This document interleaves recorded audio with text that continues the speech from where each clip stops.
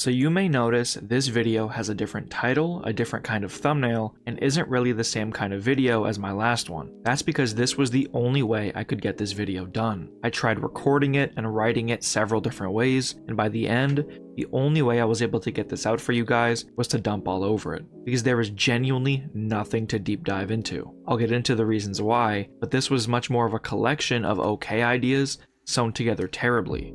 So yes, we'll be getting back to the extreme deep dives for the next one, but if you're like me and you just hate this book, let me complain about Dexter in the Dark. Dexter in the Dark is the third book in the Dexter book series. It was released in 2007 and is the first book in the series that was released alongside the TV show, and is, in the words of Jeff Lindsay, an experiment gone wrong, and that he was never comfortable with how his editor told him he had to write it, and it shows.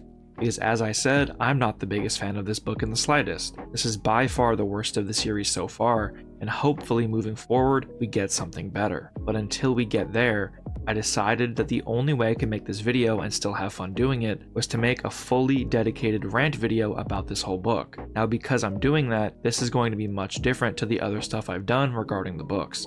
So I'd heavily recommend having read, or at the bare minimum, be familiar with the story before watching this video.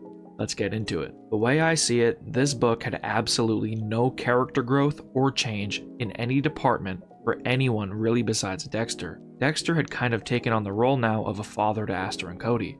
And that's new, and that's actually pretty cool to see. And seeing him try to live without the Dark Passenger was also pretty interesting. But my issue arises with almost everybody else. Deb is completely useless for the entire book, and no matter who she's dealing with or whatever happens, she's the resident hard ass.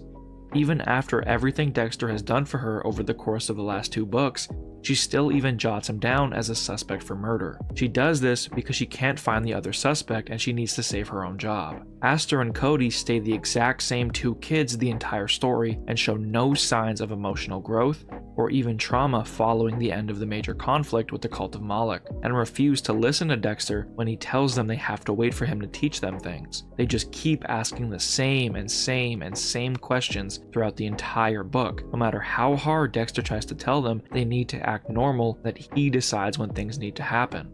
It's just really difficult to read these characters say the same things, and no matter what the situation, they stay the exact same. I'd say every character besides Dexter has a collection of about two emotions that they cycle between, and it never changes. Deb wants to catch the criminal with Dexter's help, but condemns every murderer and wants to stay within the confines of the law. I really hope that the hypocrisy was written in on purpose, but no matter if it was or if it wasn't, it's really annoying just having that same beat played over and over. And that brings us to the next point, one of my least favorite things in this entire book. This book has about 5 to 10 events that happen, written in the exact same way. And they just keep repeating over and over again for 400 pages. Body drops. Dexter wonders where his Dark Passenger went and spends the entire time just complaining and whining about it, until he's interrupted by Deb and dragged along to another crime scene with another body. Or in the second half of the book, he just repeats over and over again about how he's hearing music and it's spooky, that he feels like he's being followed in his car. Couple this with the over-detailed and horrifyingly boring car drives, where Jeff Lindsay details every single stop sign they go to, street they enter, intersection they go to. It doesn't matter. It's every single chapter at least we get a really horrifyingly boring car drive. And Rita bothering Dexter about the wedding, and the kids bothering him about the killing, and the Watcher talking about stalking Dexter. I just summed up the entire book for you with those events. And while yes, it's common for a book to follow a theme or a general course of events, this book, I swear I'm not even joking, it's the same formula.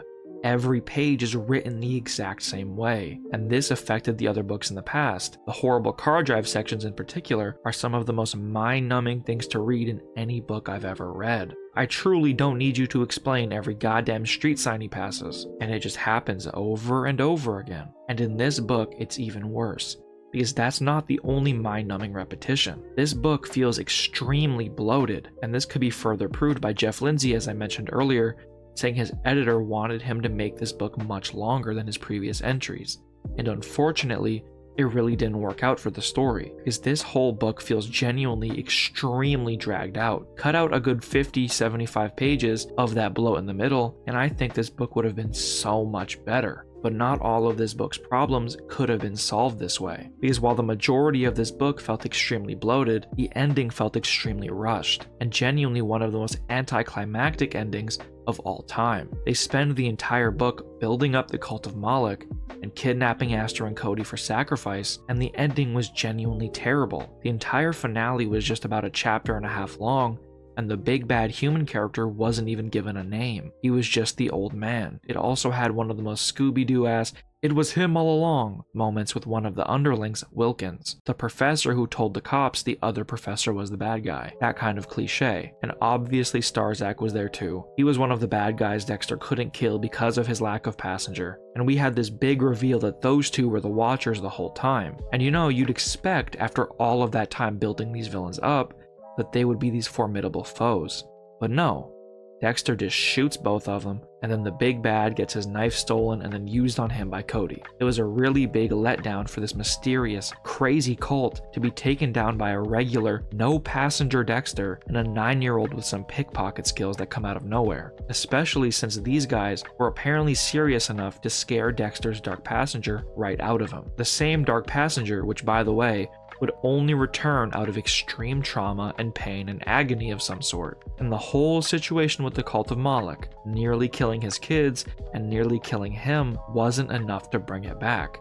But when Dexter's at the altar, after this entire situation for his wedding, the pain of having to be a normal dude and husband, that was what genuinely got him to the point where the dark passenger had to come back. It was just an extremely strange and letdown of an ending, which was preceded by a book that didn't need to be as long as it was. Like I said earlier, give it 50 less pages and focus more on the ending sequence, it could have been so much better. But from what I hear, this book and its events literally never get mentioned again for the rest of the series. So that's nice, of course. Totally not a waste of time at all. And I know a big talking point for a lot of people was the supernatural stuff. And initially, I actually didn't mind it. It was different, and I was able to separate show Dexter from book Dexter in my mind. Just enough that the supernatural stuff didn't really bother me until the end. Now, I'm not going to keep ragging on that dogshit ending, but I need to mention it to explain this section of the video. Throughout the entire book, we're led to believe that this dark passenger stuff is really extremely powerful, and that it's literally the goddamn spin-off of a supposed evil Canaanite god. When push comes to shove, the dark passenger, being this giant malevolent entity, doesn't stop its hosts from being completely stupid and having like 2 weapons shared among the entire cult. It genuinely doesn't make any sense. At the end of the day, I feel like you could read the book, fall asleep, wake up, and you haven't missed anything important. If I had to give this book any props, yeesh, I think it's ambitious, and that the first part of the book could have set up something pretty cool. I genuinely do think that the supernatural stuff could have been very interesting, and I think there's a good idea for a really interesting Dexter story within this book. It's just that the execution could have been so much better, and it was so goddamn bad. And that's where we are. A much different video in this series, but I feel like this is what it deserved. Trust me guys, I really did want to make a deep dive. I said I was going to make this video even bigger than the last one, but there just isn't enough content, enough substance in this book for me to make a complete deep dive about it like I did the last one. This felt extremely bloated, boring, dragged, rushed, everything you could say that would prove disastrous for any content, especially a book where you have to sit down and read it. I feel like I genuinely wasted 9 hours, and I would have respected it more if Jeff Lindsay stuck to his guns, and even though the editor made him do stuff he wasn't really comfortable doing with this book, you still decided to put this book out there. You should have stuck to your guns and brought back the cult of Moloch, at least fixing this whole stupid nonsense that you created, taking this crazy mysterious cult that are all similar to Dexter and they all have the same thing and just doing nothing important with it, making it completely wasted by the end, and it's turning it into like the lamest antagonist ending of anything in Dexter. Dr. Danko from book 2 is one of the coolest antagonists in the entire mythos of Dexter, and this cult was built up to be something even bigger, genuinely falls below like Oliver Saxon, like It's that bad in my eyes. I know for some people it's not that bad. For me, this book genuinely took all the wind out of my sails, and I can't be bothered to go back to it. Out of the entire 8 books in this series, this is likely going to be the only book like this, because this fucking sucked, man. But for now, thank you for watching this video. It means a lot that you would take time out of your day to watch me just bitch and moan about this book. I did put a lot of time and grind into this video, having like 4 or 5 different scripts for it, but I'm just happy to be able to get it out to you guys in a way that I feel happy with. And I promise you guys though, this won't be a regular occurrence, alright? See you guys next time.